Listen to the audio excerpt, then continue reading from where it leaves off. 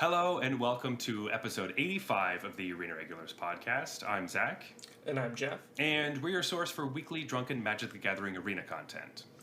That's right, we're just two regular dudes drinking some irregular beers, talking about Magic the Gathering, in particular, the online client, MTG Arena. And today, specifically, we're talking about the Format Explorer. Because we haven't talked about it in a bit. We're coming back after a little bit of a hiatus. And there are some new cards that have entered the format, so we should probably talk about if they impacted the format at all. But first, each week we both bring a beer. We drink Jeff's, then drink mine, rate them on a scale of bronze to mythic, and choose the best for last. So with that, Jeff, what's on tap? All right, so I can't believe you said it was episode 85, and that's when we're finally doing Mad Tom. I think we did twice as Mad Tom once, right? I think I brought twice as Mad Tom. And I mentioned that Mad Tom was the first craft beer that I liked, and it's local.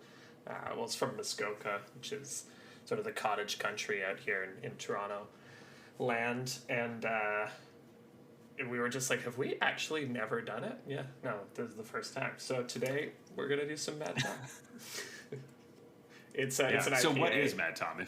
Yeah, it's a West Coast IPA. They didn't used to call it that. I think that's rebranded, after. Oh, really? Because when this first came out, there wasn't the craft beer scene here, so they just said IPA.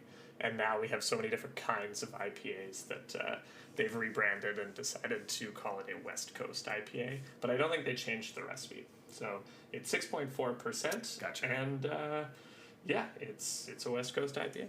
Alrighty, here we go. Ooh. It's been too long, Jeff. Yeah. It's been too long. Speaking of that, as we're pouring our beers, I'm going to throw you right on the spotlight. Sure. Do you want to tell everybody what's been going on? Okay. Yeah. Maybe. So people may have noticed I missed a few weeks there, and there are reasons. I was going to say there's a reason, but there are reasons. There are multiple. So the most important one is that since we last spoke, I became a father. Yay! I actually, after we recorded the last episode I was on, at 1 a.m. is when we went to the hospital, and he was born, I guess, technically the next day at 8 a.m. So, yeah. That's what's been going on with me, and then we also moved, so we knew that we had a little one on the way. We decided we needed a little more space, so we moved to Hamilton, which is about an hour's drive out of Toronto, and bought a house there. Mm-hmm. And the plan was to move and then have the baby, but it actually happened in the other order. It was the other way around, so things have been a little hectic over here. Glad to be back, though, but if you hear some crying in the background, it's probably my son. Probably. It might be your wife. Yeah. We're both pretty sleep-deprived. It could even be me somehow, Mm-hmm. Yeah. Well, congratulations, Jeff. Thank you. I'm sure everyone is very happy to hear that. You are now Dr. Dad. That's right. So that's pretty cool. But anyway, let's get into some Magic news. So like I was saying, we had an Historic Anthology 6 and Explorer Anthology #1 came out a couple weeks ago. So we're going to talk about whether they're worth a slot, essentially, the cards. Yeah, so we'll get into that in a little bit. But this weekend, there is a Gladiator event. Jeff, do you know what Gladiator is? Wait, really? Holy shit. Yeah. I actually do know. Okay, so I know that I used to know what it is. I have heard of this format, and I was on the Discord server for it a long time ago, out of curiosity, not because I was playing. And I knew it was a fringe format, but some people pros were talking about it. Maybe got some traction at some point, but I don't remember what it is. It's is it Singleton? Yes. Okay. Yeah, so it's a fan-made format, and MTG Melee did a bunch of tournaments with it, and it came out since like 2020, I think, is when it started. But it's singleton, and it's also best of 3, but there's no sideboarding. So it's still like a singleton 100 card like commander thing. You just don't have a commander or a color identity, and you play a best 2 out of 3 match, which seems kind of nice. But anyway, there's actually going to be like an event coming up. So people have played this primarily on Arena, but it was through like the challenges thing. That's where like most of the games were played. I don't know if people were playing this in paper. Were they? I don't think so. They were just playing Commander in paper. Well, if it was born in 2020, I have to imagine that this is a online format. That's true. Hey, that makes a lot of sense. See, that's why you're the doctor. But anyway, so this is the first time that like WotC is actually kind of noticing it, I guess, or like putting any sort of like energy into the format, right? Which is kind of cool. It might eventually become something.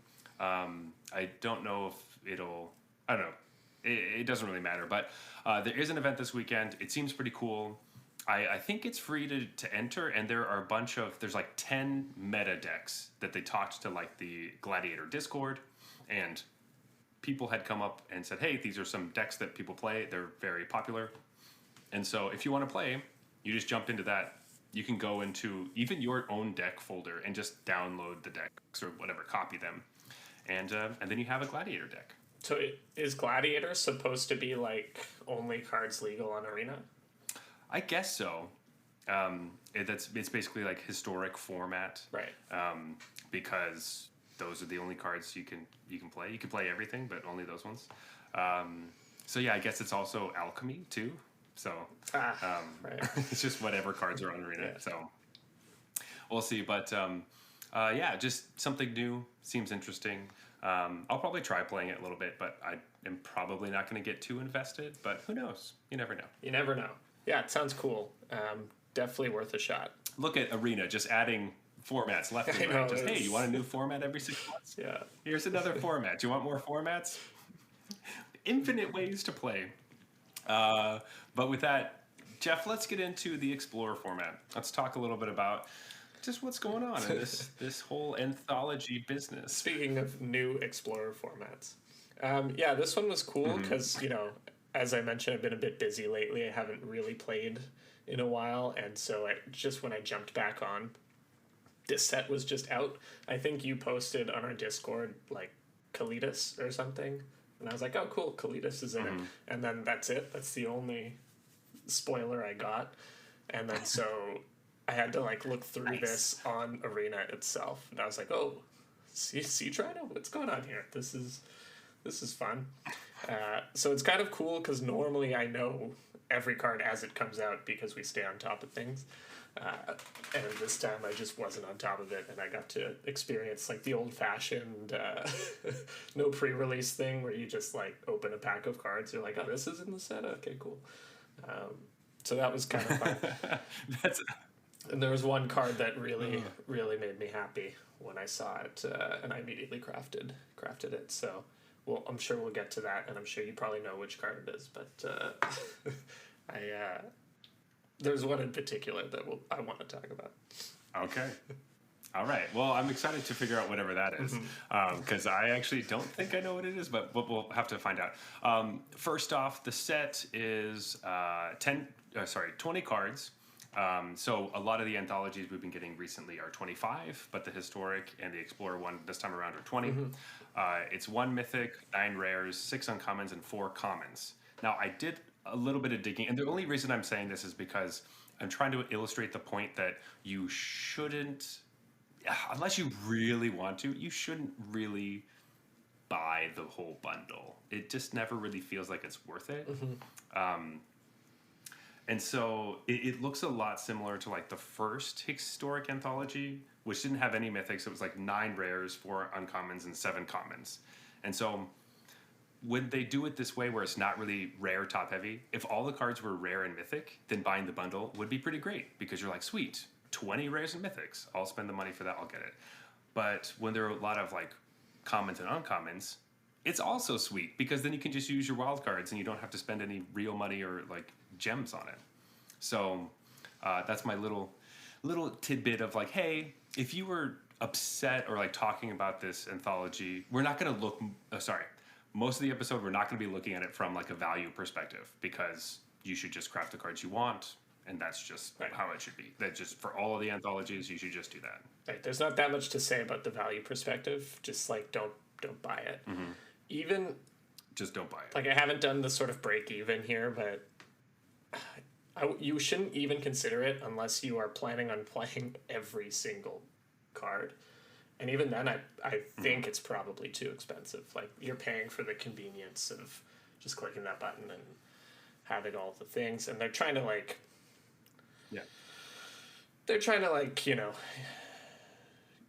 make some money off people doing that, right? Like, it's no secret. Of course.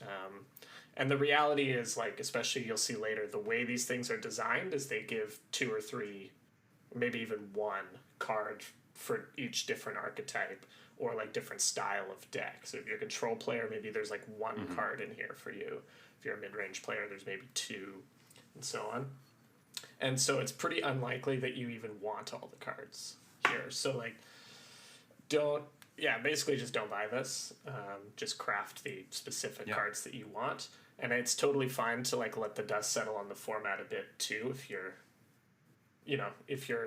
okay with doing that. Because also a lot of these cards might seem hyped and then just not be good enough.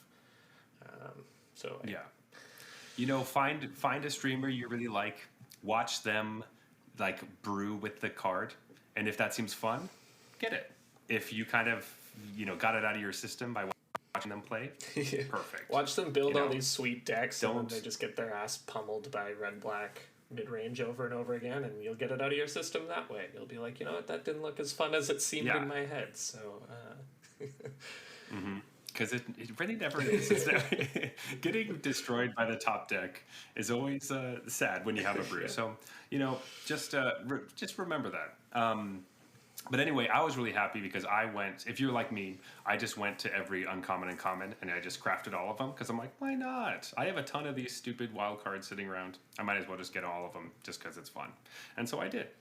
And that felt like splurging to me. I was like, ooh, so fun.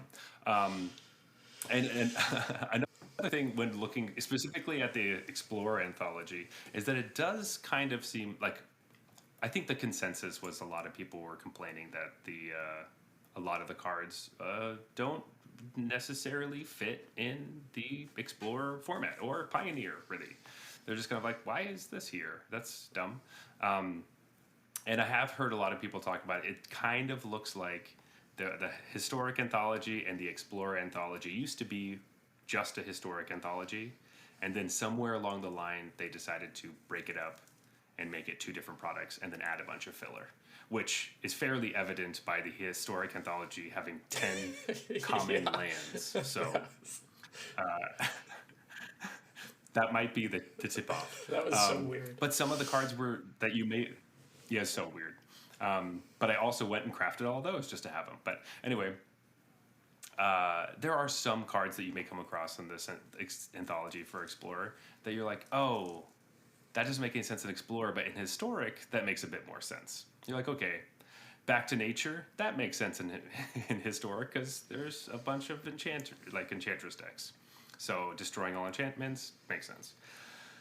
Anyway, I just want to get all of that out of the way because I know that people are like waiting to talk about it, and like that's just been the hype for a long time. So let's actually talk about cards that are being played and decks that are being built, I guess, and in the Explorer events. Yeah, so I think the card that everyone sort of saw here right away is Supreme Verdict.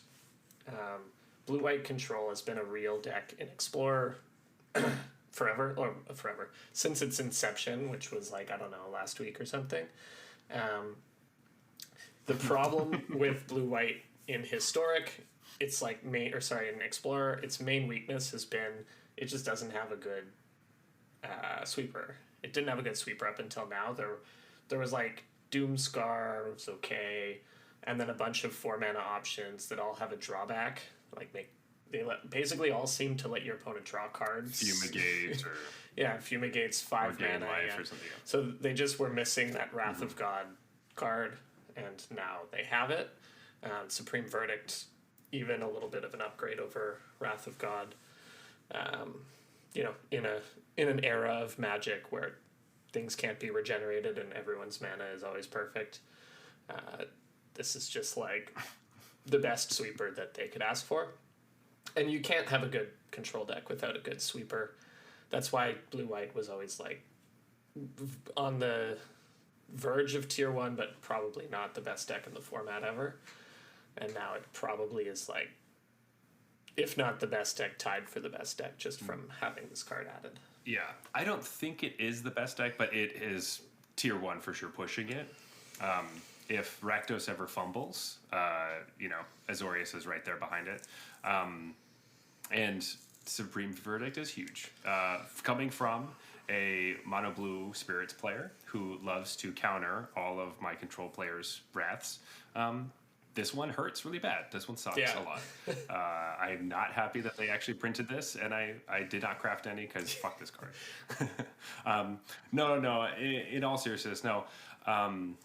It does really give a lot of strength to control, and everything that you said makes sense. But I did want to point out, so are you playing this in, or I guess maybe you haven't had time to play, but are you going to put this in your like Omnivore deck?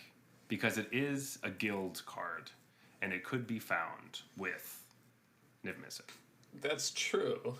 Currently, I was running the 3 mana, 3 damage one. Yeah, because then your guys survive. Might be worth a copy, and maybe at least some in the sideboard against creature decks. Definitely interesting. Mm-hmm. Blue-White's a little tough because you want Teferi for sure.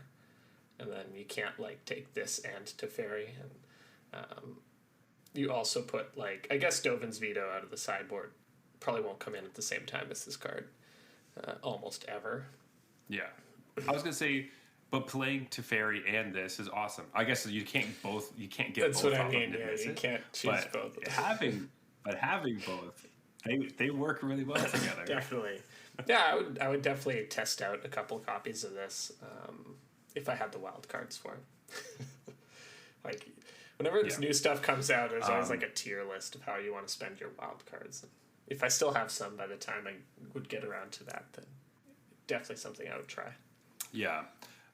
Or if you end up playing, Azorius Control for some reason and you just have them laying around. But yeah, this card is the reason I'm always scared of control decks now, and it sucks. So... I actually stopped playing. Actually, so let's go into spirits because I'm just gonna get straight into this. But Mono Blue Spirits got a big upgrade with Mausoleum Wanderer. So it's another 1-drop that the spirits deck really needs. It's the 1/1 with flying, and then whenever a spirit comes into play, it gets +1/+1. But the big thing is you can sacrifice it to counter target instant or sorcery spell, unless its controller pays X, that's Mausoleum Wanderer's power. This is usually really good against control decks or any deck that's trying to kill something or kill me or destroy my board. But frickin' Supreme Verdict ruins the card completely. So Mausoleum Wanderer has been okay, if not great. So that makes me sad. Was really not thinking that was going to be a problem, but it is.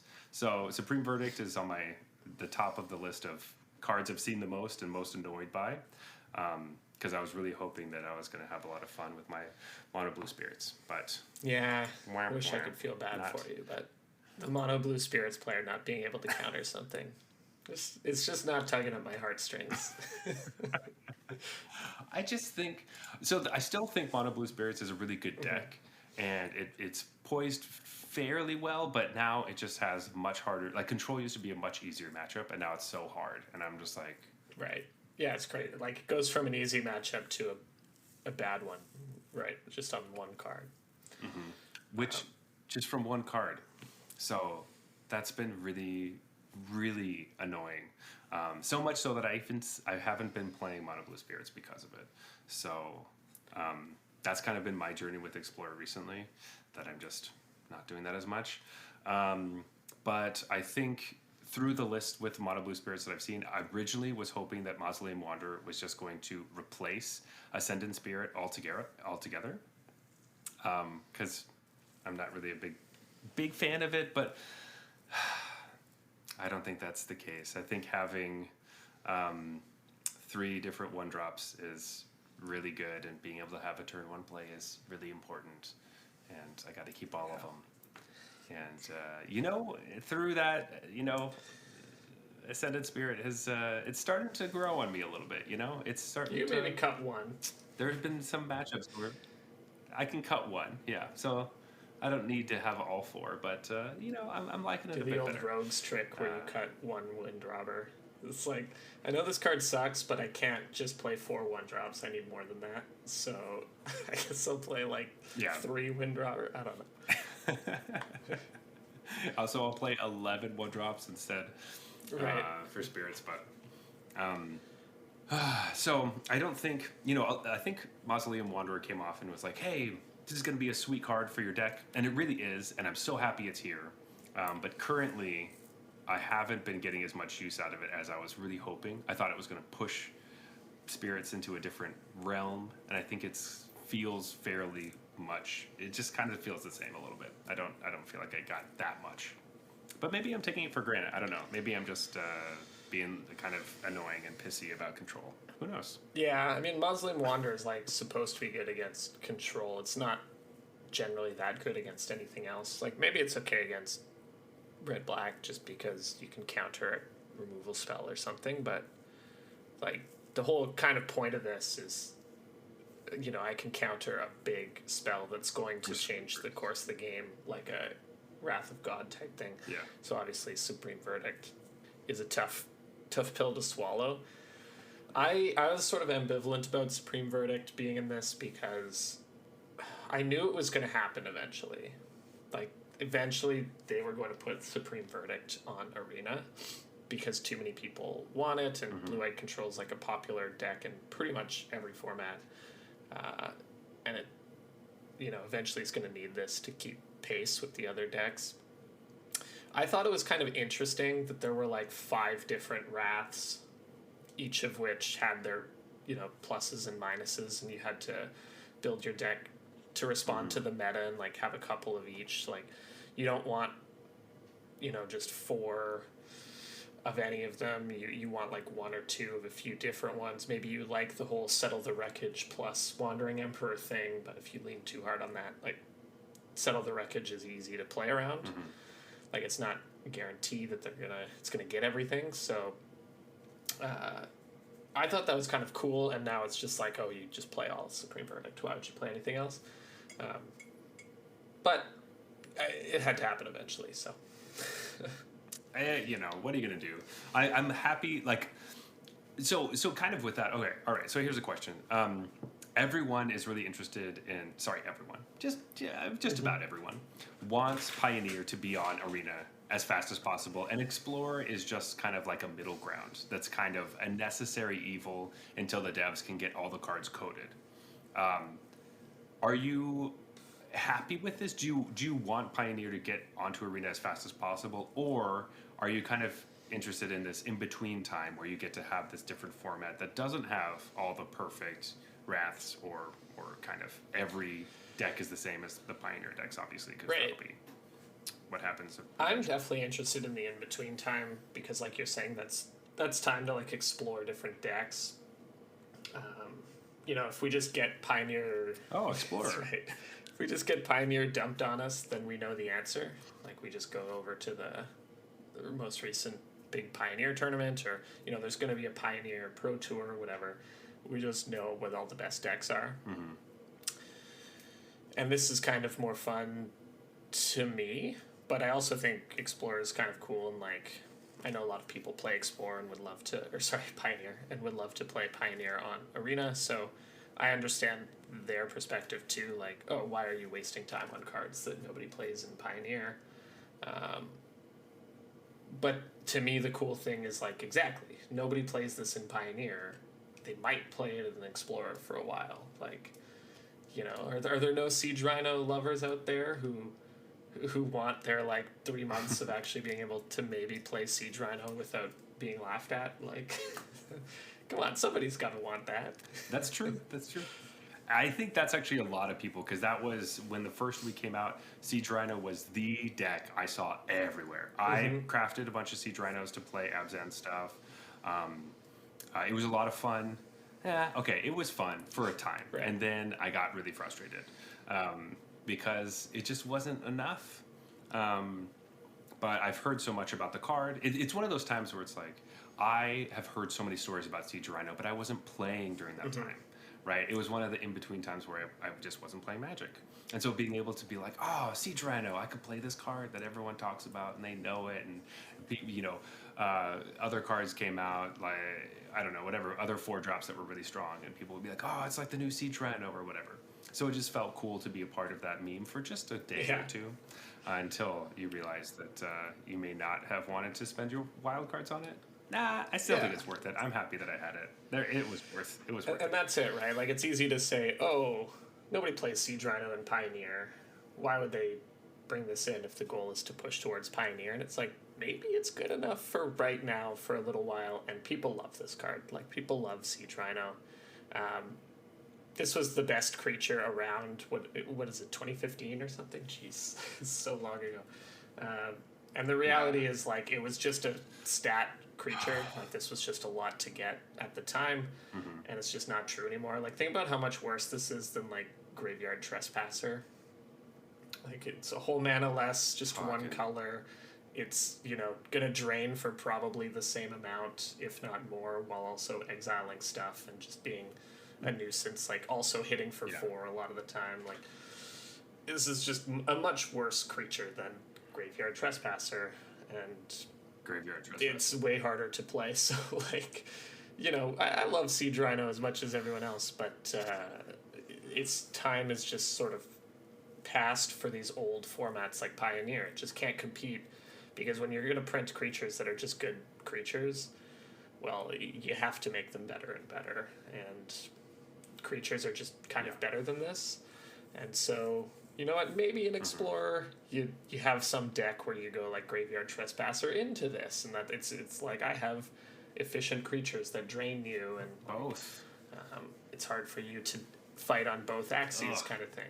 So people love this card, let's give it to them and let them try it out for a while. I don't see anything wrong with that, and this card technically is in Pioneer, so that's true. I think with your little point about the in-between times, I do agree that it is kind of fun, though I am excited for the player base to kind of be connected and where it doesn't feel like this weird Pioneer and Pioneer Light. I am really excited for the time where it's just Pioneer, and I can have my deck on Arena, and then if I like it enough on Arena, I buy it in paper and I play it in paper. That sounds like a really fun time.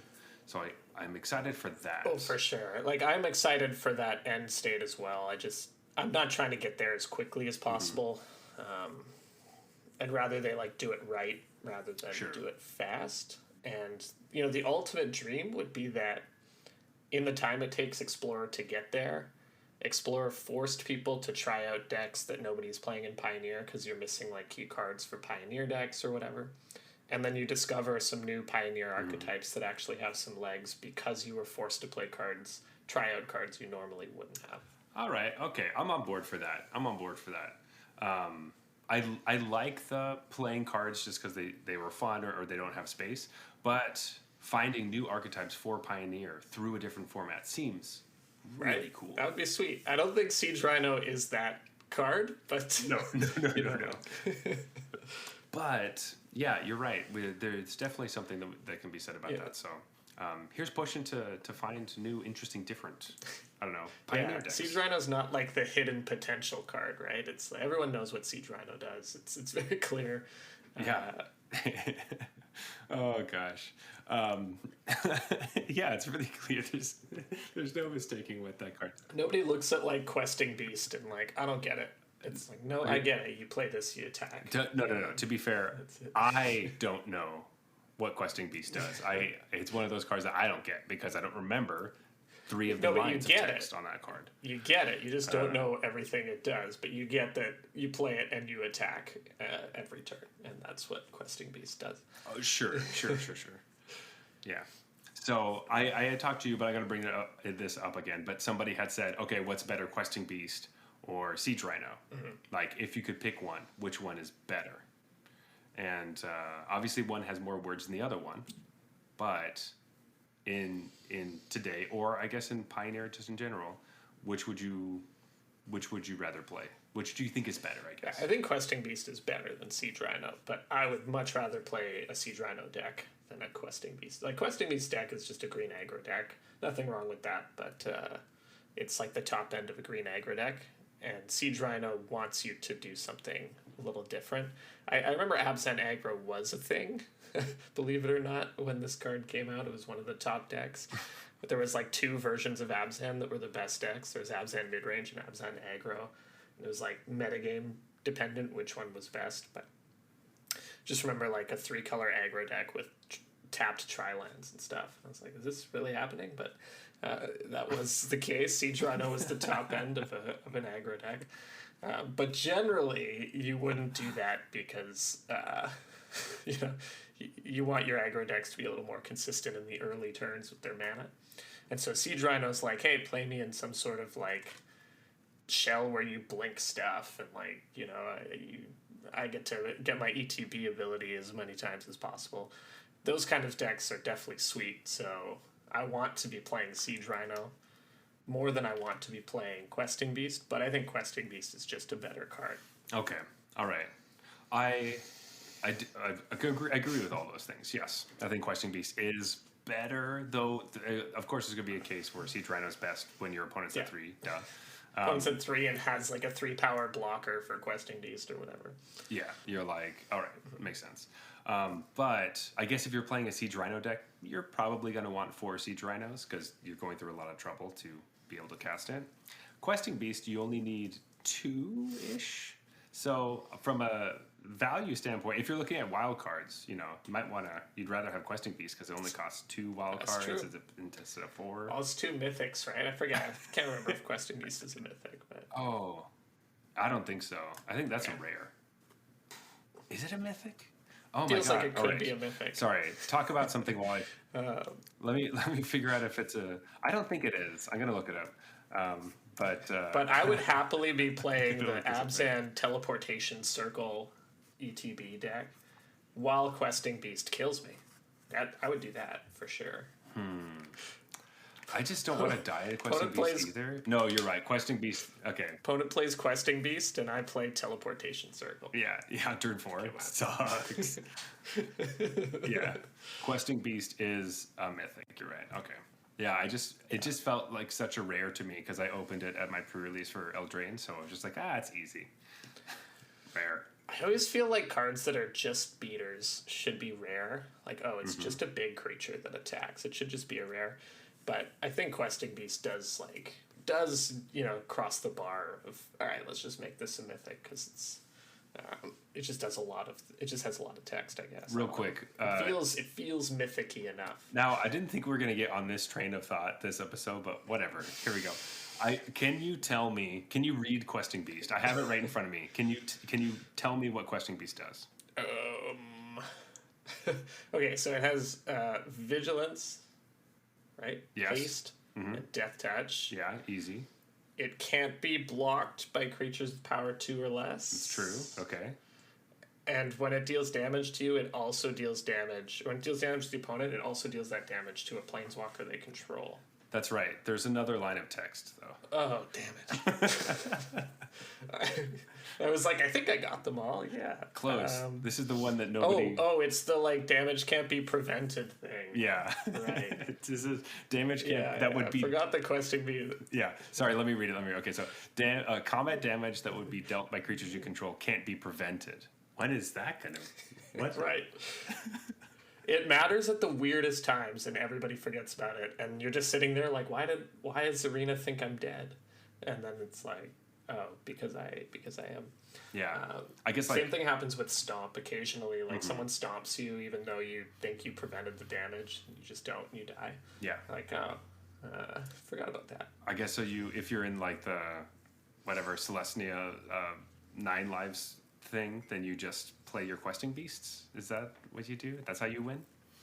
Yeah, it really was when like 9 lives was everyone was playing it in best of 1.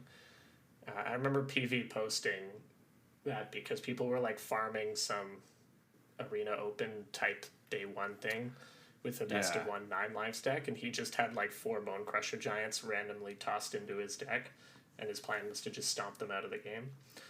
And he went like 7. He posted him going 7-0 or whatever. It's like just stomp out the 9 lives players. Yeah, I was like, that makes a lot of sense. Yeah, that makes a lot of sense. All right. Wow. Anyway, that was just a. I love that. Whatever that was. Okay. Do we want to get back on topic? Do we have time? Yeah. How's your beer? My beer is doing pretty good. So, I think I have time for one more card. Do you want to talk about the obvious one and then do the special ones after the break? Maybe save some fun stuff for later. The obvious one being the Soul Mythic Rare in the set. Mm-hmm. I thought that would be the obvious one. So, yeah. And like the only card, by the way, that the best deck in the format really got from this. Mm-hmm. And that's Kalidas, Trader of Get. So if you haven't played against this card before, then you're not as old as I am. I used to put this in like every standard deck that I had, and it was like kind of fringed, but it was very good in certain matchups. And then it got really expensive, and people played it in Modern and all that. But it's 2 black for a 3/4 lifelink. If a non-token creature an opponent controls would die, exile it, and you get a 2/2 black zombie, and then 2 and a black, sack a zombie or vampire, put 2 +1/+1 counters on it. So I think this is a cool card to include because, I mean, I've seen people slotting this into their main deck of red-black. I don't think you should do that. I think this is like a sideboard card.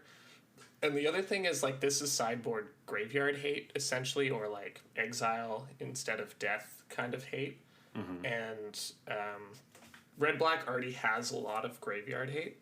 So this is more specialized in, like, it's good against sack decks because that's what it does. If they would sack something, it gets exiled instead. And so I think this is a really cool card to include. It's really powerful. It can do the whole thing on its own. But I also like that if you want to play vampires, you just got a really strong vampire. Mm-hmm. So it's almost like a bigger addition to a fringe deck than it is to the top decks.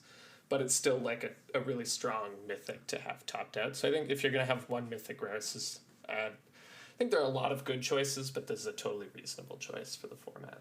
Yeah. This card is one that I wasn't really playing a bunch around this time. Like I said before, Siege Rhino. And this was like the set, I guess it was like the next year. But, right. Yeah, so I was extremely unfamiliar with this card, and it is great. It's fun. Like, it's cool. I like having it around. It doesn't feel crazy oppressive, but it just, every time my opponent plays it, I'm like, oof, this is going to be tough, but like, I don't think it's just the worst thing ever. Like, I just ruined everything. And I think, for your point, the random off-meta vampires deck that, are you talking about the one that's mainly trying to get Sorin out so that you can play, what's his name, from New Capena for free? Xander? Or even just, even just Champion of Dusket, just like do it old school. But I was just thinking vampires in general. I wasn't sure if they've kept up with that Xander stuff or if they've realized that it's probably not the best idea. That's so good. I mean, like, I keep running into that Xander deck, so I don't know. Every time I see that Sorin, I'm like, is Xander coming? I think that's what's happening. But even if they play like... Well, sometimes they... Sorry, go ahead. No, I was just going to say, even if they play the Sorin and then play this right after, like, this is still a pretty good target to, like, cheat into play, where you get a Planeswalker and a 3/4 lifelink on the same turn. It's just like, okay. Yeah, I mean, I was going to say that, too. I figured you were going to say the same thing as me.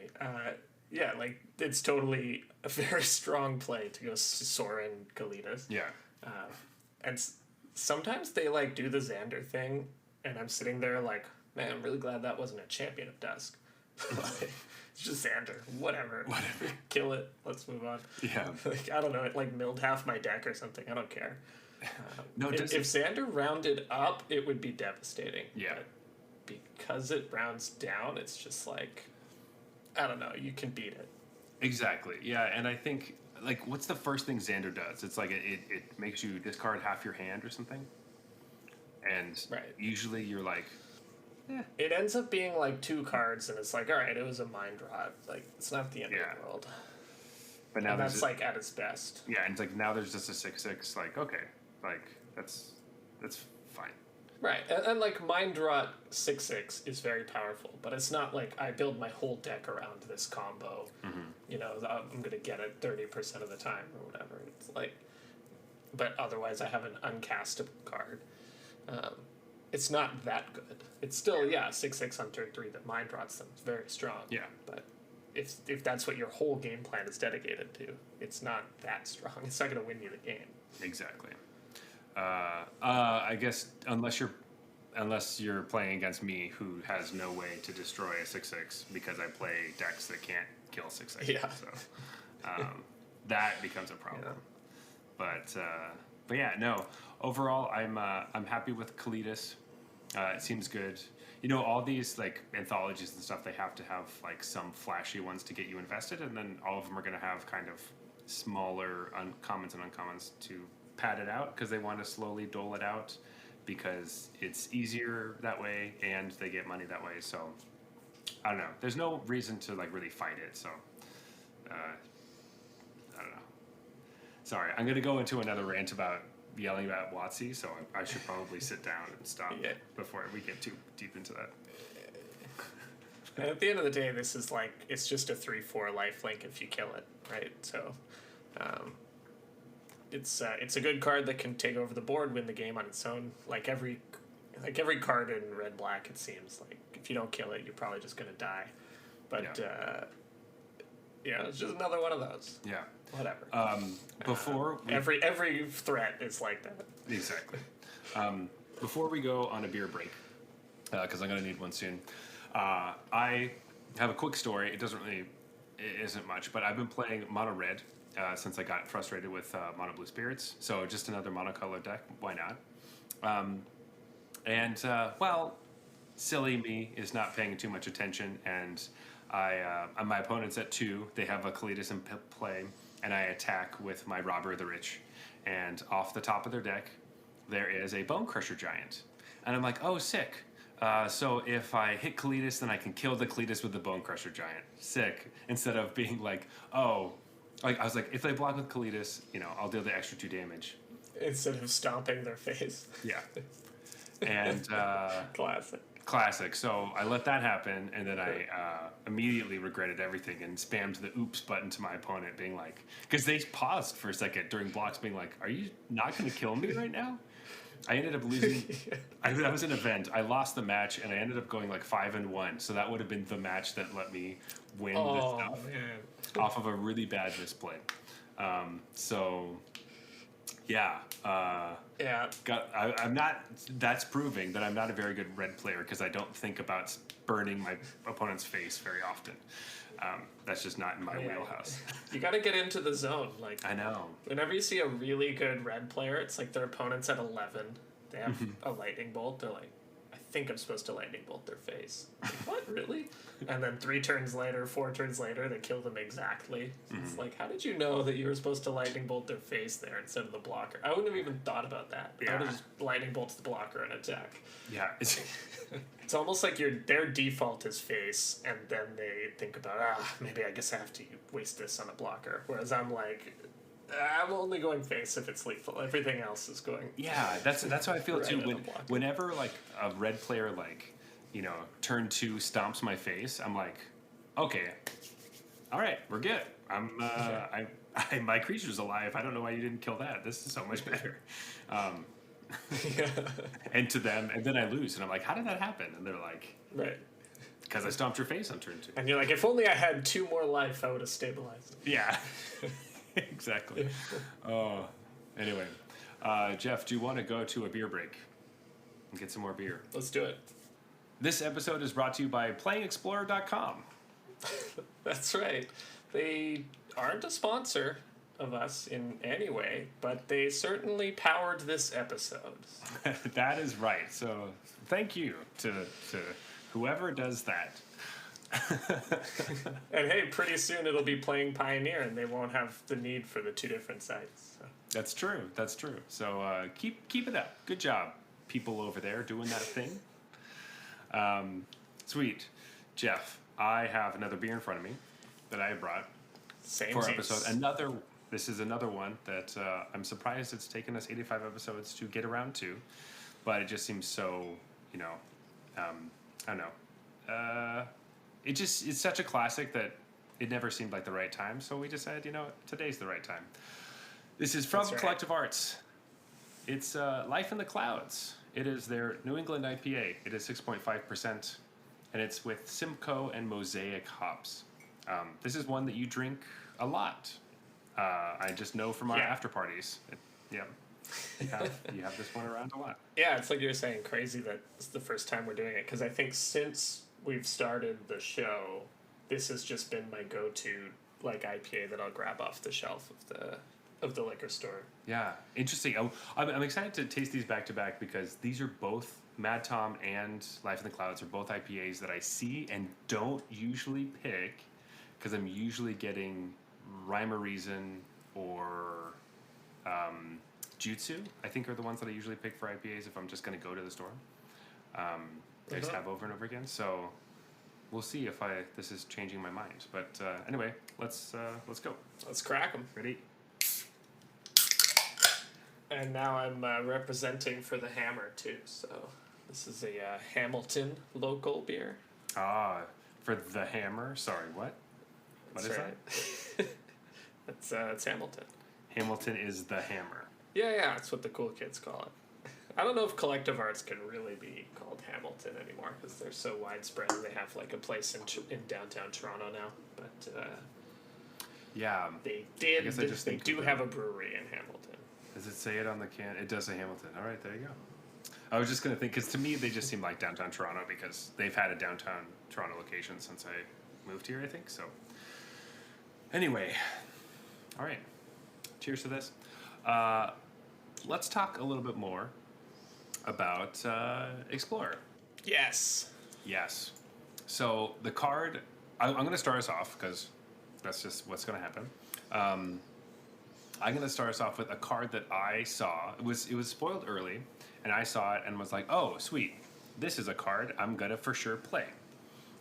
So it's Favored Hoplite. It's the white 1-drop. That's a 1/2. It's a human soldier, and it has heroic. So when you target it with a spell, you put a +1/+1 counter on it, and you prevent all damage that will be dealt to it this turn. So not only does it get big, but it protects itself from damage things. This card seemed really interesting. Unless they have a questing beast. That's true, unless they have a questing beast. Really important, because questing beast is played in Explorer a lot. Anyway, so this card, I was excited to play with it, but I was going to wait till somebody else made a deck. And there are people and deck lists going around that are like Boros Historic. Boros Heroic. That's the word. That's the real word. And basically, it's this card, and you're also playing. What's that card's name? The 2-drop red 1/3 that attacks, and you get to play spells from your graveyard. Dreadhorde Arcanist. Jeez. Oh, really? Anyway, that's not where I thought that. I thought you were talking about Feather or something. No. So I haven't actually seen any Feather decks, which would be also good. But the Dreadhorde Arcanist have been pretty fun. Where, obviously you played on turn 1. On turn 2 you play a bunch of stuff, and on turn 3 you're playing your Dreadhorde with some more protection holding up, like God's Willing, or they're playing that 1/drop from Midnight Hunt, where it's white, you give a creature +1/+1 and Vigilance until end of turn, and then it has flashback to do the same thing. But basically you have a bunch of these 1-drops in your graveyard that give your creatures +1/+1 counters and do different things. and whenever you target your hoplite, you get +1/+1 counters. You attack with those things, and then your Dreadhorde Arcanist gets to play whatever you want from your graveyard again. And you just kind of go through that cycle, which is interesting. I will say, is not good. It's not good. So, the thing about Favorite Hoplite, which I love but hate, is that it is a 1-drop, and it does die to all of the most common good removal spells from the best decks right now. So it dies to Fatal Push. Its protection doesn't work. It gets exiled by March of Otherworldly Light, which doesn't care if you can prevent damage. It dies to Fateful Absence. It gets bounced with freaking whatever that blue card is. It just like it can survive Stomp, and that's kind of that's basically it. Yeah, even that though, like sometimes you'll be tempted to like get this thing into combat and then target it, and it won't take any damage, and then it gets stomped, and you're like, oh, it's gonna die now. That's fun. That's fun because the stomp will also prevent stops. it. But yeah, it's just prevents the preventing. So yeah, it's not fantastic, and I'm pretty upset by that because I thought it was going to be pretty fun. But I did let somebody else build the deck for me.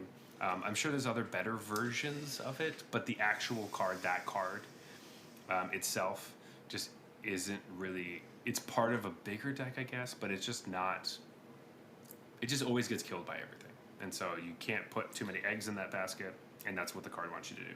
So those decks always suffer from the same thing, pretty much, that you're trying to play a lot of creatures because you can't win without creatures. That's your whole deck, but then you also can't win without your pump spells because your creatures suck without them. So you have to walk this really like tight line of playing enough creatures and playing enough spells that it doesn't actually let you play anything else. And so you're kind of just all in on this one game plan that's really easily disrupted. I like the idea of Dreadhorde Arcanist because it lets you get card advantage in like a powerful way for the deck. Like the same reason Feather was good. It's like it's card advantage in a way that you care about. Like I just want to recast my God's Willing over and over and over again.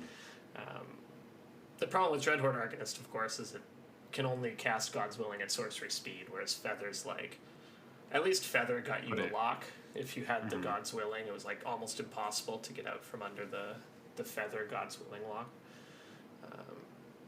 I don't know. It just doesn't. If you're not recasting Thoughtseize, are you even Dreadhorde Arcanisting?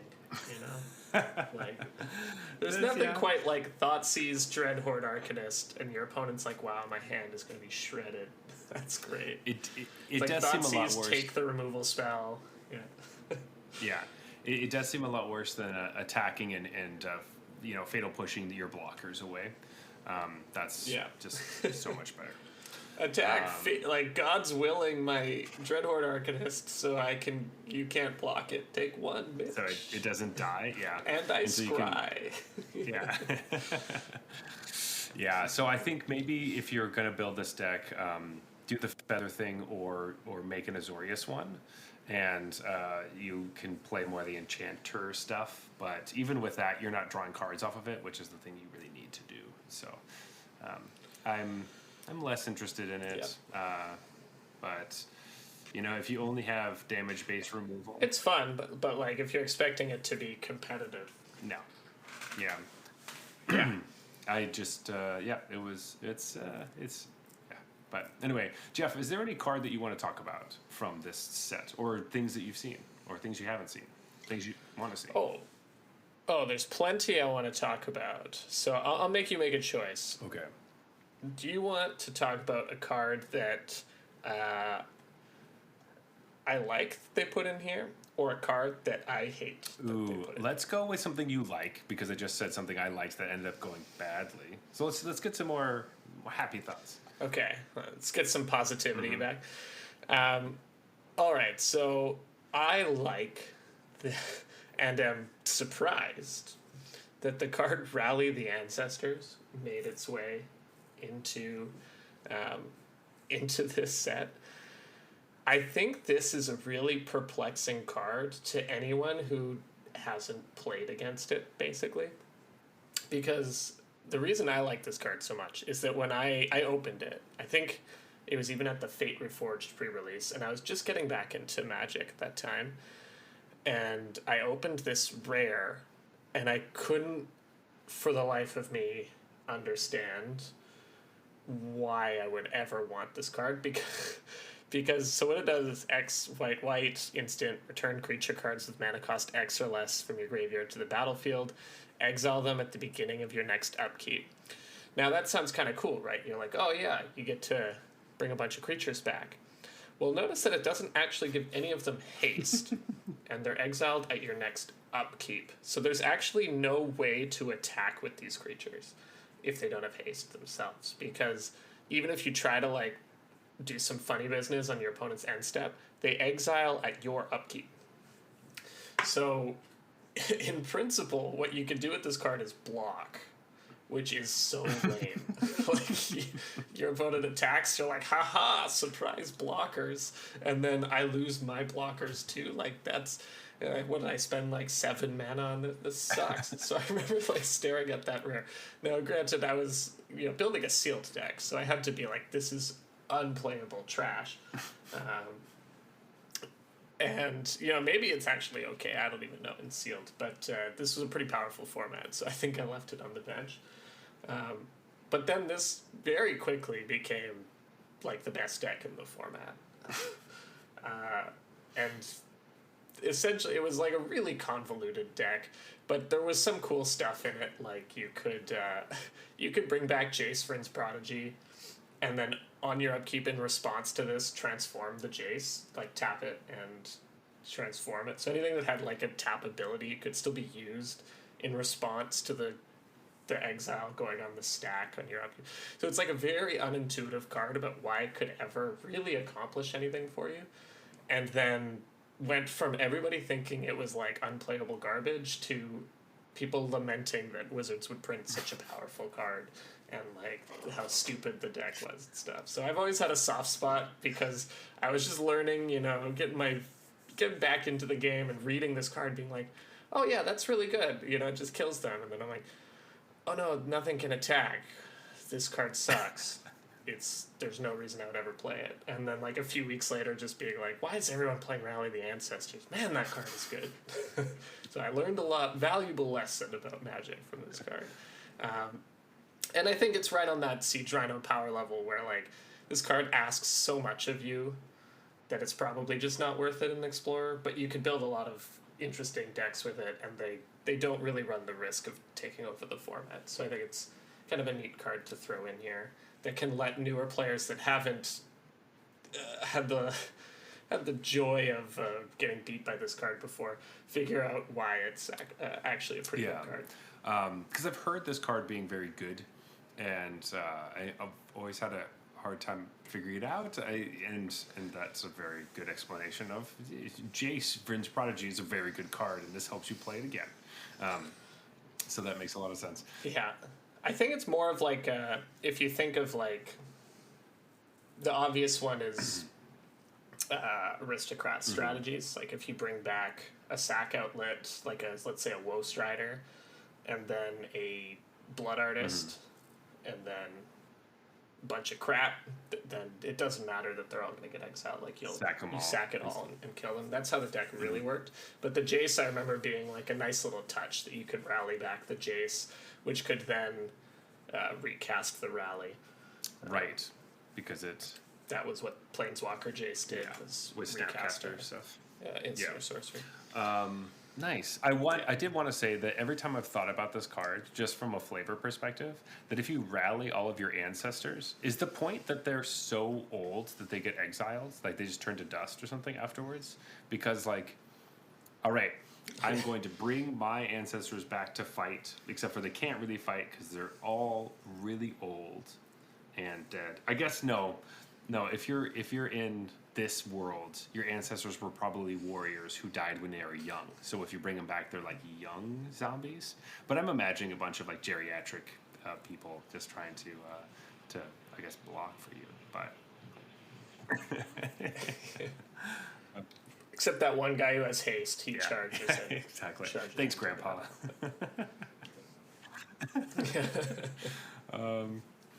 Oh man. So this is these are just more art based things. I mean, like, I just wanted to talk quickly about Searing Blood because I do actually like this card and any I like burn spells that because I don't play mono red very often. Recently, I've been more interested in it, and Searing Blood is the kind of thing I really like because it is the what we were talking about earlier, where you have to choose between hitting their face or killing their blocker. Searing Blood is like, why don't you do both?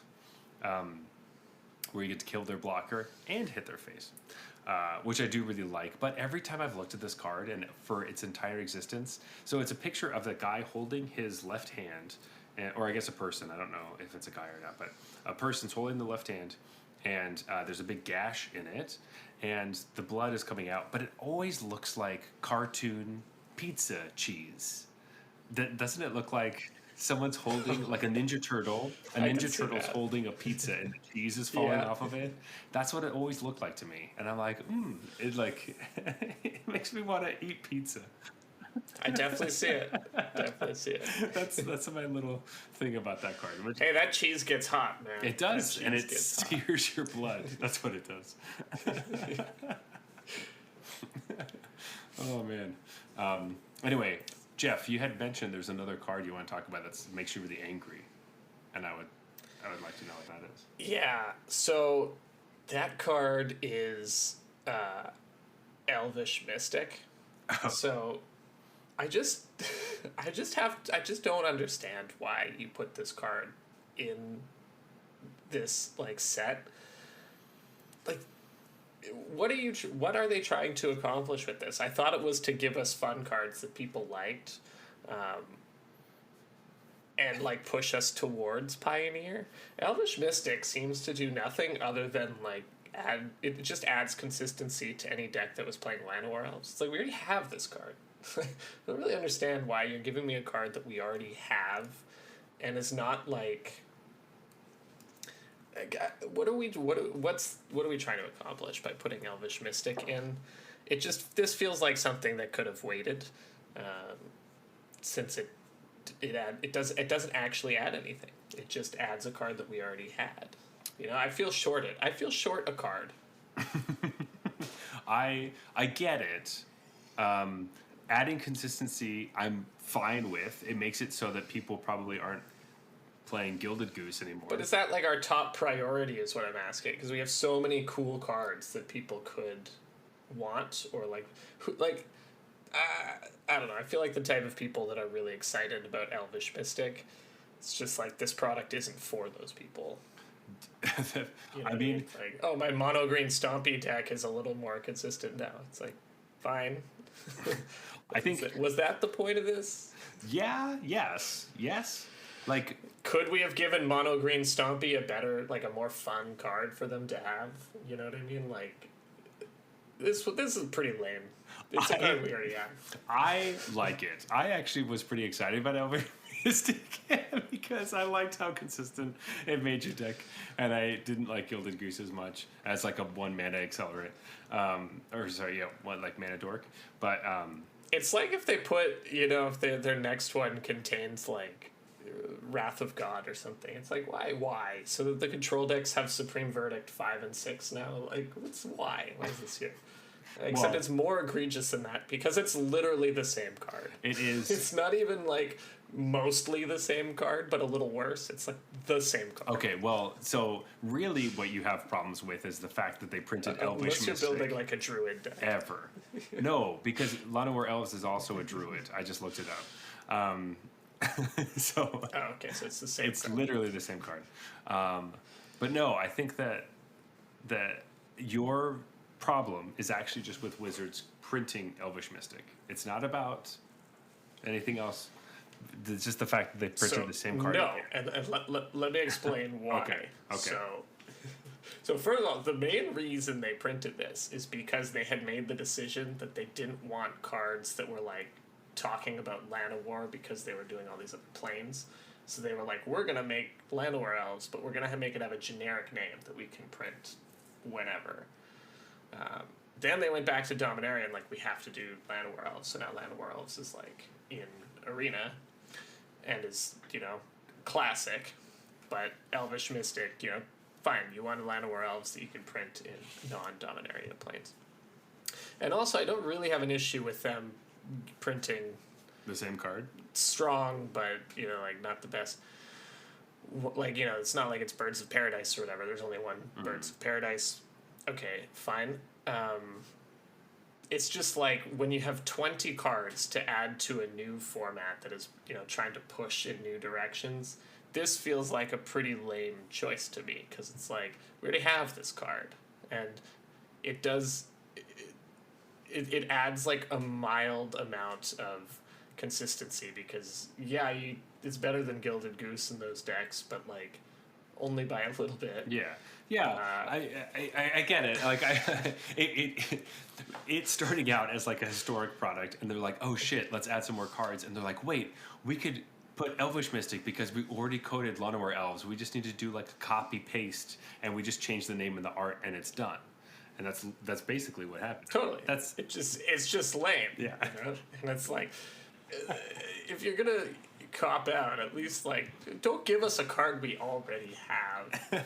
And I know some people are excited because they're gonna be like, yeah, now I have 8 Llanowar elves, and I'll be like, cool. That I don't know why it matters, because my opponents always had Llanowar elves on turn 1 anyways. So now you probably have too many Llanowar elves because you That's only true. want one. Yeah, that's true. But I just feel like we could have given... Like, I understand we're trying to give stuff to different players. I feel like we could have given the green aggro deck players something more interesting than this. Yeah. But hey, who knows? Maybe people love it. Maybe people are like, yes! Yes, more Llanowar elves. I was a little excited. Because then you have, like, Llanowar elves 5 and 6, basically. And you're like, okay, maybe that's enough. Maybe you only play... And I also understand, you have to print a common that people are going to be like, cool, that's a cool common. And that's really hard to do because commons are lame. Yeah, all the time. it's because they, it's not like they're going to, like, put 10 artifact indestructible lands or something. That would be crazy. That's a dumb common to put in. Yeah. Speaking of the theory about historic, like, how obvious is it that Temur Battle Rage is intended for historic? Like, it's just... What could not be more clear that this is like... So, real quick, what is that card for? What deck is that for? So it's in and out of popularity in Modern for Death Shadow. It makes Death Shadow, like, insta-lethal. Okay. It's, That's what I was... because it gives it double strike and trample. Mm-hmm. So it's like, you just die to Death Shadow if they have Temur Battle Rage. Now, it's really bad against removal, obviously, in the way that those cards always are, so kind of ebbs and flows in popularity, whether the Grixis Death Shadow stacks run it. Mm-hmm. But traditionally, that's where it was, so Gotcha. This was pretty obviously like an attempt to get people to play Death Shadow a little more. Because I thought... That's part of the problem in Historic. People were like, oh, we don't have Battle Rage, we can't even kill them, they just chump block our Death Shadows. See, I thought that Temur Battle Rage was for favored Hoplite. That's what I thought that that's why they had it. So... I'm sure that's how they justified moving it into the Explorer one. It's like another Embercleave, but not really.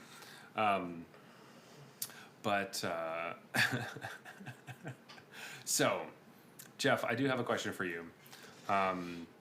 Slaughter games. So, this card, would you ever consider putting it into your Rakdos deck sideboard?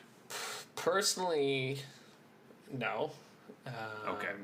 Well, maybe, I don't know, never consider might be strong. Currently, I just wouldn't put this in my deck. I would need a strong reason to, I think. Like, I think we've seen that these effects generally are quite weak and at 4 mana sorcery, like that's a really tough sell.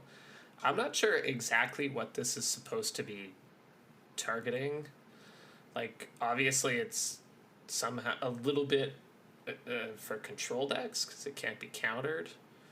But like, what am I removing?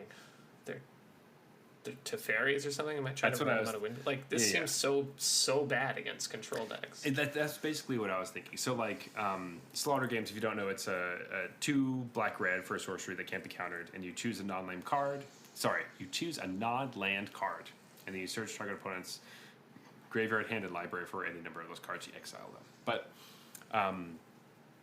basically, what I was thinking is that are they looking at, I don't know if Wizards does this when they're like looking at the top decks or whatever, but because Rakdos and Control, or sorry, Azorius Controller are like the top decks, they're like, oh, well, we'll give Azorius Control something, and this one can be a sideboard card for against Control.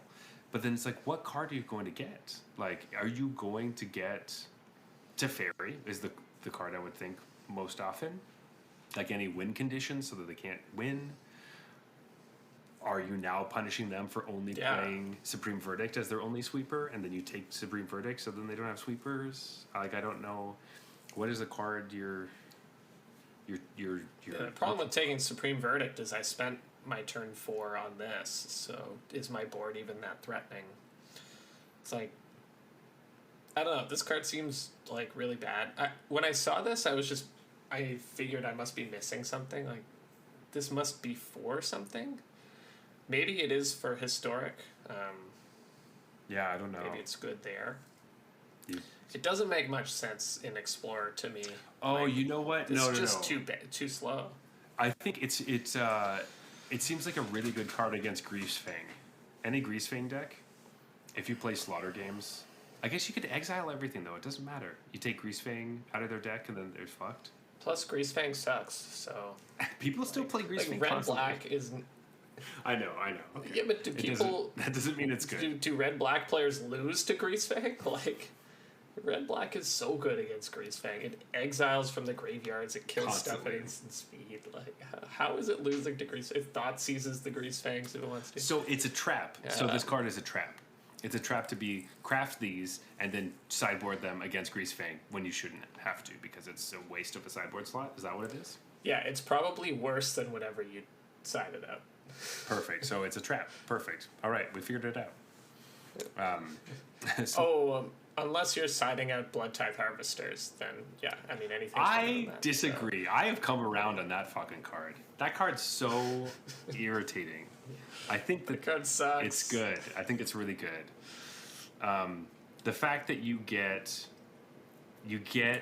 a 3 for 2 mana, you get a 3/2. And the blood token so that you can turn on your Fatal Push when you need to. And it does it for... it's annoying. Every deck I play, I guess it's just decks I play or suck. Maybe that's what it is. I'm choosing bad decks. I think I'm just playing terrible decks. But I think that card is really good. It's so mediocre. I can't believe it's the best 2-drop. It's not. There's no way. But that's what's the better 2-drop? That's the thing. It's like, the reason I hate it is because I don't love it. It's not amazing. So then I feel horrible using removal on it, but I have to because a 3/2 is going to kill me. Plus, like, it gets stomped. It does get stomped, but then you still have the blood token. Fatal pushed. Yeah, and you still have the blood token. But the deck doesn't use blood tokens that well. I don't know. I'm off. We've already argued about this. I know, but it's been a month and I still got to talk about it. That I changed my mind. I think people are wrong. No, I think it's good. But people are too lazy to try to go find a better option. All right, it works. It does the trick. It's fine. Until you present me with a better option, I still like it. Because like when you're using Kiki-Jiki and you make a copy of it and then you kill something so you can attack, that's so annoying. I hate that. It happens to me all the time. That's why. Yeah, you let your opponent flip a Kiki-Jiki and on top with it, you'd lose to almost anything. Well, that's not true. If it was, whatever. Almost anything. No. I disagree. It's not Kiki-Jiki's fault. Anyway. I agree that one of those cards was really good in that scenario. All right. I think one of those cards is really good and the other one is pretty good. but better than not. The other one is extremely mediocre. It's not extremely. It's just good to / mediocre, but like still good. Yeah, I'm not saying it's bad. I'm saying I have a hard time believing that there's nothing better. Okay, so another theme. There's a whole theme here. We can cover this whole theme at once, but they decided to bring the Ensoul Artifact deck in, like the Artifact theme deck. So they have Ensoul Artifact and Darksteel Citadel, and then to a lesser extent, just to bolster Artifact-based strategies, they have Hangerback Walker. Yeah. Just as a side note, I've never read Hangerback Walker in my life because anything that says XX, I just stop reading immediately. I don't give a shit. I'm just stop. I don't read that card. But continue. Yeah, don't worry about it. Hangerback Walker is just gets a bunch of counters when it dies. It creates that many Thopters. Ensoul Artifact though is like I don't know if it's still played in Pioneer, but for a while it was like a legitimate deck in Pioneer. The idea being you have Darksteel Citadel, indestructible artifact land, and you ensoul it into a 5/5, and you attack your opponent. And places like I think Ginger Brute even makes the cut. Like it's a fun deck because it plays a lot of cards that nobody else is interested in. So I think it's really cool to bring the Ensoul Artifact deck into the format. Again, I don't actually know if it's still viable in Pioneer, but it was like totally like legitimate. I don't know about tier 1, but tier 1 or 2 deck in Pioneer for quite a while. And there's a lot of, like, it's not easy to play either, and it's kind of an aggro deck. I think this was a good decision. I think it's pretty cool. Yeah, I'm really happy with it too. It makes a lot of sense, really for Historic, because obviously they added all of the artifact lands that are indestructible, and then the Explorer one, which is also in Historic, doesn't matter, is also has Darksteel Citadel. But I think that seems pretty sweet, even just in general. Like as a flavor person who's like, doing the turning artifacts into 5/5s or animating artifacts with, we don't have March of the Machines because that's a really old card, but like Tezzeret or whatever is fun. That aspect is covered, but also the deck is actually good, like you were saying, where you can have indestructible creatures that used to be lands. Also cool. So I do like that. Also, I just love that the art is a pair of scissors. That's what I think every time I see this, is that if scissors were huge, yeah they'd be fucking scary. Wow. Well, Jeff, I think we've looked over this list pretty well. The little ones that we haven't mentioned, I think Tireless Tracker is some people's favorite card. There's a lot of people that are really interested in that and actually started playing Explorer because of it, I think. So, hey, happy that we grabbed you with that card. That's the card I was most excited about, I think. Really? That's the card that I was talking about earlier that I insta-crafted. Yeah, I mean, Tireless Tracker is a sweet card. I've been playing green-black mid-range, so... going back to your roots. I think... That's right. I think Tireless Tracker's, like, convincing enough to try it. You know, I've made it pretty clear I'm not super interested in Blood Tithe Harvester. I think Tireless Tracker and, like, the Kijiki card are different, but sort of competing in terms of power level. And so the only thing that I think you really, really lose going to green-black from red-black is, like, Chandra. There's not really a Chandra equivalent. I've been playing Vraska as my 4-mana Planeswalker. I'd like Sorin, but I think I've already mentioned that I think Sorin's pretty underwhelming. But that is nice because doesn't that Vraska, you can blow up your permanent, you can sacrifice a permanent to draw a card or something? Yep. Yeah, so you can sacrifice the clues from the Tireless Tracker to draw. That sounds good. So you don't have to pay.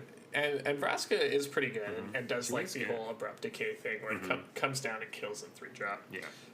I think it's not quite as good as Chandra Torch of Defiance.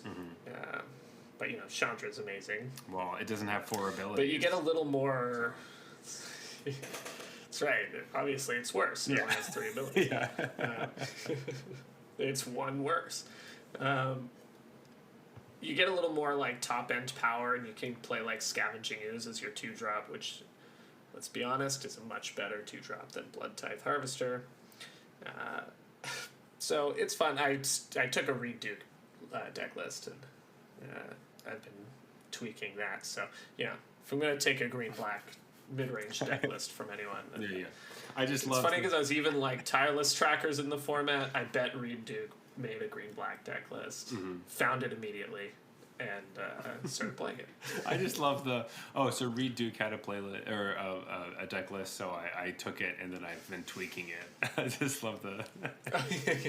Yeah, well, He just needed a little bit of help there. you're not quite right. Yeah, he wasn't playing enough lands. Oh my god. He had like Wolf Willow Havens, which I'm not smart enough to understand why that was in there. So Took that out. yeah, took that right out. But yeah, anyway. Vivian Reed. I don't know if you played a lot during the Vivian Reed days, but Reed Duke had that in there. I was like, oh yeah, we're getting a singleton Vivian Reed in here. That's sweet.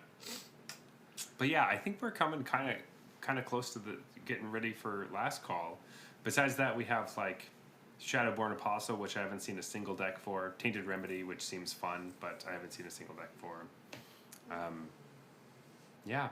Oh, yeah. Tainted Remedy is one of those rares that you get scammed on for buying this. You're never going to play Tainted Remedy. No.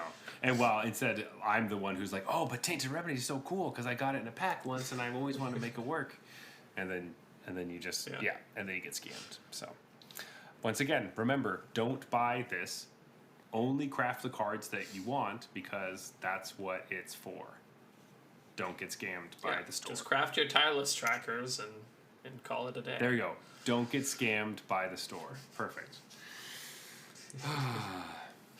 Jeff, are you ready for last call? Do you have any last thoughts before we go to last call? Yeah, I think my last thoughts, just wanted to reiterate that I think this is a pretty good anthology. Like, it's easy to be underwhelmed by anthologies because, as we mentioned earlier, they contain 1 or 2 cards for each player. So it's easy to look at this and be like, oh, most of this is stuff I don't want. But that's just the reality of what this type of product is. They're trying to appease a lot of different types of players. Yeah. And so if you get, your bar should be like, if I get one really cool card that I'm excited to play, that's awesome. I craft that and, it opens up some new deck choices for me. And for me personally, I got more than that. There are like maybe 3 or 4 cards that I think are cool or that I could see myself crafting and playing with. And a lot of it's uncommon, so there's no like real cost to giving it a try. Like you said, you just crafted everything that wasn't a rare or mythic. Mm-hmm. And so I think overall, like to me, this is a pretty successful anthology, even if I think you're totally right that this was a different project originally and got split, and like some of the cards don't make a lot of sense. But there are just some really good, like, fun picks here that are super cool, and if they purged Elvish Mystic from it, it'd be really great. So, I mean, how much better is it that we got this product than a historic anthology that had a bunch of commander cards for no reason? Isn't that better, right? Right. Yeah, it's much better than that. They were like, what the fuck is this? I mean, you might be like, why the hell is Shadowborn Apostle here? And you'd be like, it doesn't matter. That's a random comment. Hey, just to fill things out. Also, if you buy 4 of them, you have an infinite number. You don't. It's not like paper where Shadowborn Apostles are like, I don't know. I don't know how much they cost. Like, I think they're $5. They're more than $5. I don't know how much they are, but it's a ridiculous amount of money. That's outrageous. It's just like, Jesus, how am I supposed to build this deck? And then if you end up not wanting it, you have to sell like 30 Shadowborn Apostles. I don't know. Anyway, it's much better to play that deck on Arena and then lose and realize it's not good. So with that... It's really bad. It's really bad. With that, let us go to last call.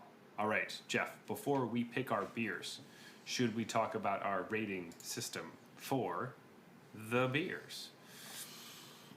No. All right, let's not. Just kidding. It's been a while. Let's do it. We have to run through it. Let's do it by memory. So as Yeah. always, we rate our beers on a scale from bronze to mythic, just like the tiers in Arena.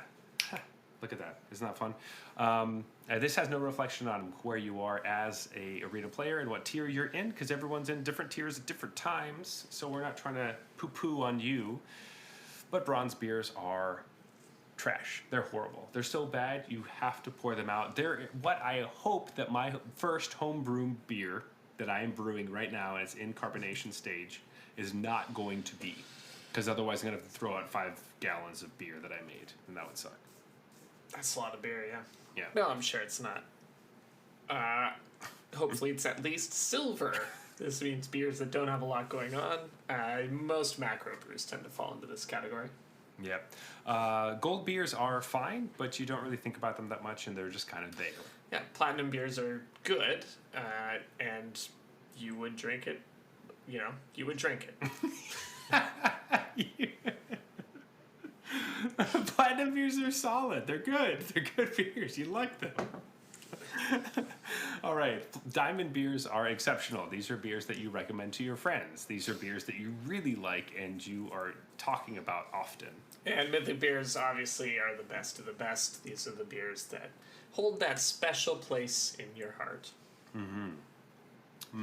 All right, Jeff, do you have your beer selected for this night's winner? Yeah, this is a tough one for me because they're both favorites of mine. But I think I have my choice. I have my choice as well. I have the can in my hand and ready to show. On 3. Here we go. 3, 2, 1. Mad Tom. Mad Tom. Nice.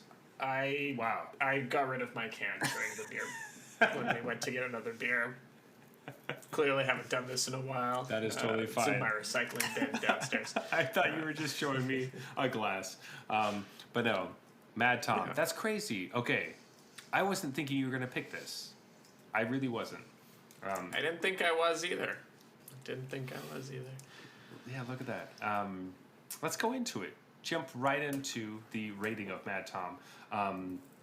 I'll start because I think you have some things to say. But quickly, this is a beer that I had fairly early on. One of probably the first Toronto beers I tried. And I remember not liking it very much. I remember being very like, okay, it's an IPA, it's fine. And then kind of moving on. But trying it again against another beer that I thought was superior, actually. I was coming into this thinking Life in the Clouds was definitely better. Mad Tom really just kind of grew on me. It felt much more like what I'm looking for in an IPA. Maybe it's just the West Coast style or the rebranding of the West Coast style. But if I'm going to get IPAs, I think that this might be the one that I'm actually wanting. So maybe I should just get more of these. Yeah, I was surprised. I've sort of had the opposite effect where, I had Mad Tom when I was a teenager. And that was like my first craft beer that I really got into. I don't even think I liked it at first. I was just ordering it because it was like cool, like different. And then I drank it enough that I started to like it. And then it became like, oh, that's what an IPA is. But as I started to sort of, when I got older and started to actually drink craft beer, quite a few years later, it was like, oh, I probably just liked Mad Tom because I didn't know what I was talking about. And so I always had it in my mind that Mad Tom just probably wasn't actually that good. It was just what I happened to like. And even till like pretty recently, it's just been like, I like it, but I understand if other people don't like it. And now when I'm actually like tasting it and trying to come up with a rating, I was like, actually it is just good. It's just good. And it is closer to like the style of beer that I like, which, altogether could be because this was my first sort of craft beer experience, but I like West Coast style IPAs, sort of lighter, less fruity, almost citrusy.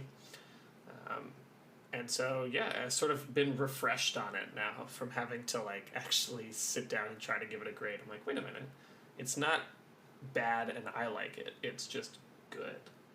Yeah. I I agree with that. This is, do I want to give this a really good rating? I don't know. But it's definitely opened my eyes a bit because Twice as Mad I really liked when we had it on the show. And so I thought that this one, that was just like a nominally, and this one's just not very good. But it is. I think this is good. I think I should buy this more.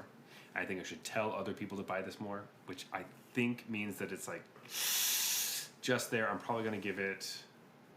It's the best Muskoka beer. It's got to be. So I think it's going to be Diamond. I'm going to give this. Maybe Twice as Mad is better. I don't know. Yeah, but that's in the same family, you know.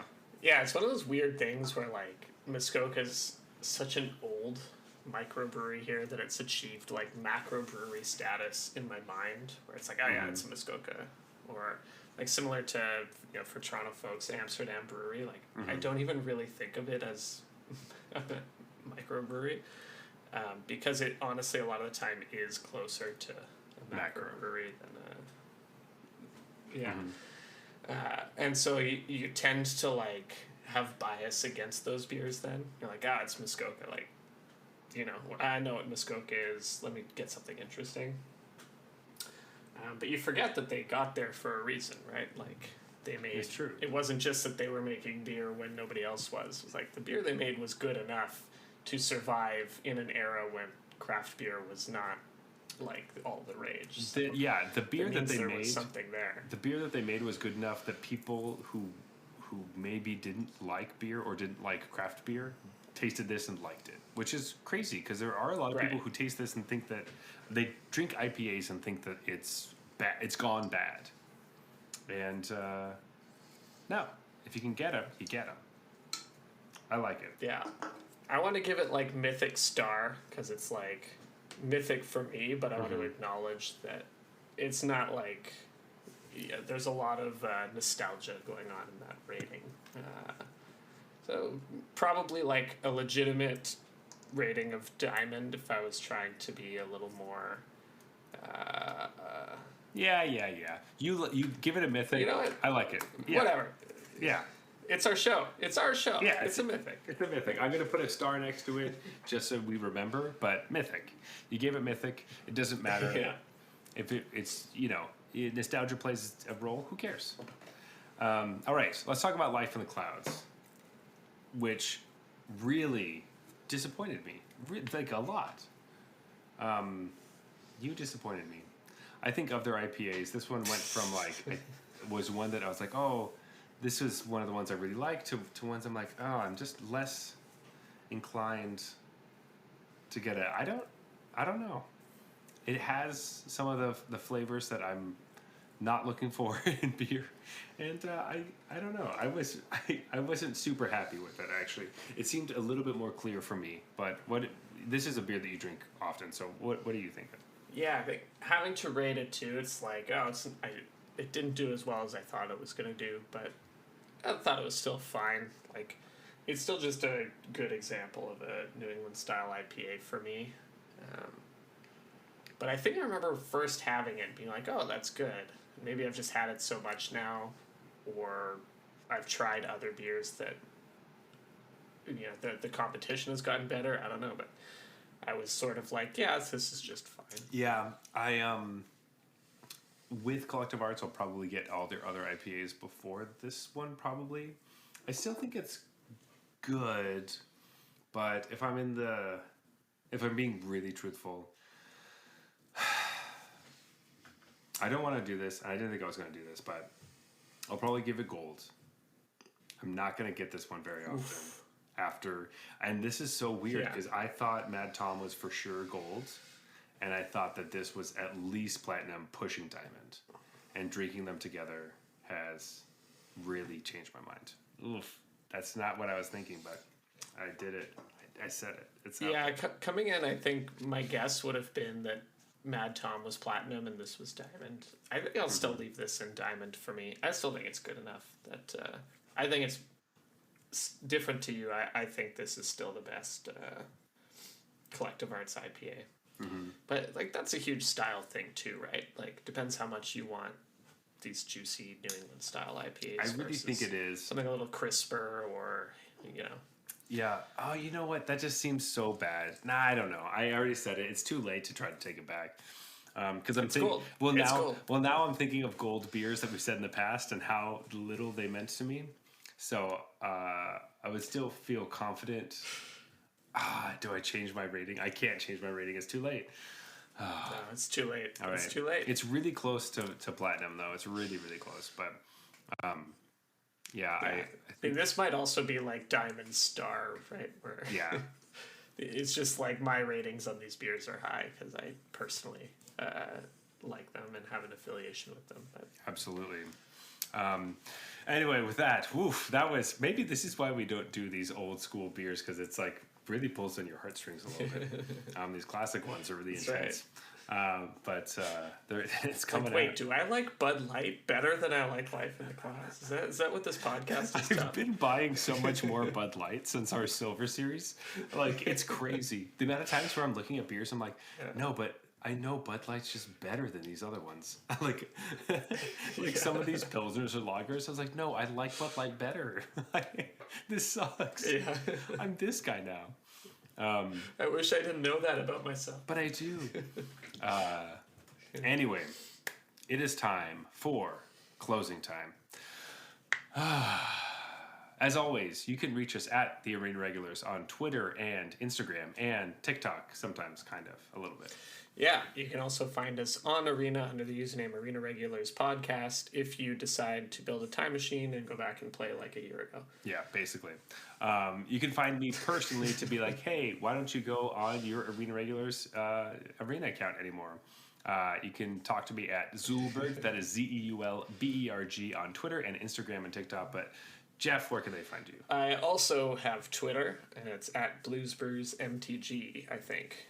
BluesBrewsMTG. If you really want to talk to us / Jeff, you should go to our Discord channel. That is where we actually talk to people. It's a lot easier to find us and have a good connection with us. So just find us. It's Arena Regulars on Discord. If you can't find that, just go to our Twitter. It's a pinned message right at the top. So you just click on that and just join us. And, we'll send you decks, I guess, or you'll send us decks, and we'll tell you why are you playing Elvish Mystic, or at least Jeff will. You'll say for consistency, and I'll be like, Fine. Yeah. Anyways, please leave us a review on Apple Podcasts, on iTunes, follow us on Spotify, and leave us a review there as well. Keep listening wherever you are, and subscribe to us on our YouTube channel. Leave us a comment. Basically, just find a way to say hey, and it means a lot. We really like when people find a way to say hey. This has been the Arena Regulars. reminding you that Explorer Anthology would have been perfect if they had replaced Elvish Mystic with Dubious Challenge. Good night.